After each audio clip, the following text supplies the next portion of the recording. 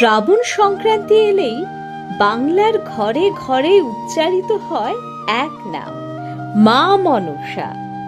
ধূপের গন্ধ, ফুল, দুধ, শাঁখের ধ্বনি আর ভক্তির প্রার্থনায় পূজিতা হন সর্পদেবী। কিন্তু মা মনসার গল্প কি শুধুই শাপ, অভিশাপ আর ভয়ের গল্প? হয়তো নয়। মা মনসার গল্প আসলে নিজেকে প্রতিষ্ঠিত করার এক দীর্ঘ সংগ্রামের গল্প। লোককথায় তিনি শিবের কন্যা, অথচ শিবপুত্রী হয়েও তার জন্য দেবত্বের পথ কখনো সহজ ছিল না।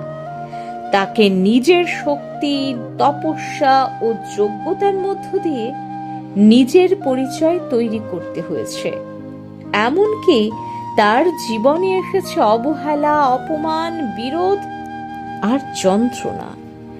সতীন ভেবে মা চণ্ডীর আঘাতে তার একটি চোখ হারানোর কাহিনীও এই সংগ্রামেরই এক করুণ অধ্যায়। তবুও তিনি থেমে যাননি। সংসার তাকে সুখ দেয়নি, ভাগ্য তাকে সহজ পথ দেখায়নি, কিন্তু মা মনসা প্রতিকূলতার কাছে মাথা নত করেননি। নিজের পুত্র আস্তিক মুনিকে তিনি একাই বড় করে তুলেছেন।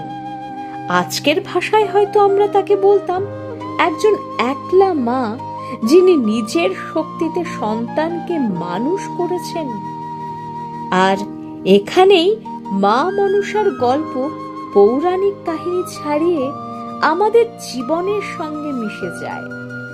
বেহুলার অদম্য ভালোবাসা, লক্ষিন্দরের মৃত্যুর পরেও তার হার না মানা, মৃত স্বামীকে নিয়ে দেবলোকের পথে তার অসম্ভব যাত্রা, এসবের মধ্যেও আমরা দেখি মানুষের সেই চিরন্তন লড়াই, যেখানে ভালোবাসা মৃত্যুকেও চ্যালেঞ্জ করে। আর চাঁদ সদাগরের অহংকার শেষ পর্যন্ত ভেঙেই যায়। কারণ শক্তিকে অস্বীকার করা যায়, কিন্তু সত্যিকারের শক্তিকে চিরকাল দমিয়ে রাখা যায় না।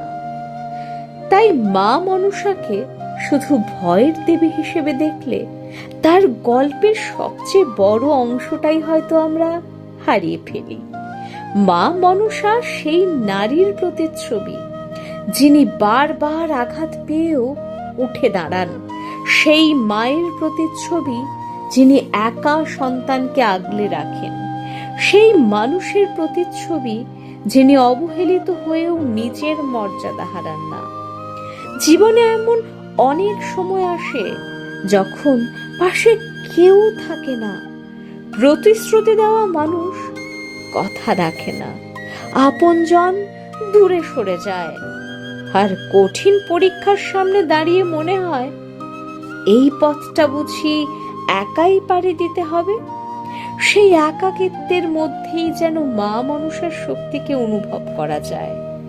কারণ মনসা শুধু একজন দেবী নন, মনসা এক অদম্য লড়াইয়ের নাম, হার না মানার নাম, নিজের অস্তিত্বকে নিজের শক্তিতে প্রতিষ্ঠা করার নাম, আর প্রতিকূলতার মধ্যেও বিশ্বাস ধরে রাখার নাম। আজ শ্রাবণ সংক্রান্তিতে তাই শুধু ভয় থেকে নয়, শক্তির আদি আশীর্বাদ চেয়ে মা মনসার চরণে প্রণাম করি। যে মা শত আঘাতেও হার মানেননি, তিনি যেন আমাদেরও শেখান, জীবন যত কঠিনই হোক মাথা নত নয়, বিশ্বাস নিয়ে এগিয়ে যেতে হয়।